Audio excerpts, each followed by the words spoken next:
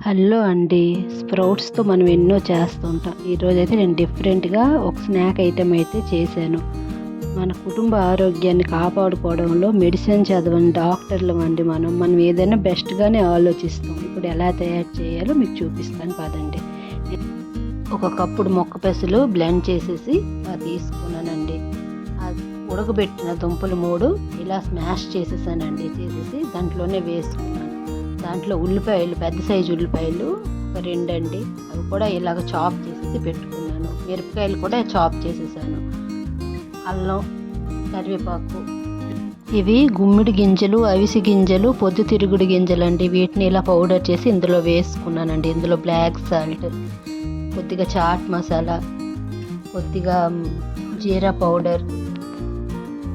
దీంట్లోన నేను మల్టీగ్రెయిన్ పిండి ముందు వీడియోలో చూపించానండి. అది లేకపోతే మైదా కానీ గోధుమ పిండి కానీ తీసుకోండి, ఏదైనా పర్వాలేదు. నేనైతే మల్టీగ్రెయిన్ పిండిని తీసుకున్నాను. ఇదంతా తీసుకొని కొంచెం బాగా కలుపుకున్నానండి. ఇప్పుడు ఇందులో నిమ్మకాయ కానీ ఆమ్చూర్ కానీ కొంచెం వేసుకొని మనకు నచ్చిన షేప్స్లో దీన్ని మనం ఎలా మనకి నచ్చితే అలా మన వీలుని బట్టి దీన్ని మనం ప్రిపేర్ చేసుకుందామండి. నేనైతే ఇలా చిన్న చిన్న బాల్స్ లాగా చేసుకొని నాకు నచ్చినట్లుగా నేను ఇలాగా పిల్లలు తినడానికి వీలుగా ఉండేటట్లు చేసుకున్నాను. మీకు నచ్చినట్లు మీరు చేసుకోండి. చూడండి, ఇప్పుడు ఇవన్నీ మొత్తం రెడీ అయిపోయేవి. దీన్ని డీప్ ఫ్రై చేసుకోవచ్చు, కానీ నేనైతే డీప్ ఫ్రై చేసుకోవట్లేదు. ఒక ప్యాన్ పెట్టుకొని దాంట్లో 1 స్పూన్ నెయ్యిని వేసుకున్నాను. ఇది మొత్తం చుట్టూ స్ప్రెడ్ అయిపోతుందండి కరిగిపోతే.